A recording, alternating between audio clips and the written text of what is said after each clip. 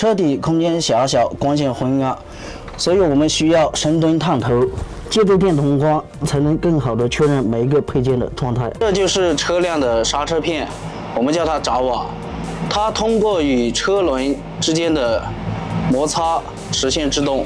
这片闸瓦确实有点薄了，需要更换一下。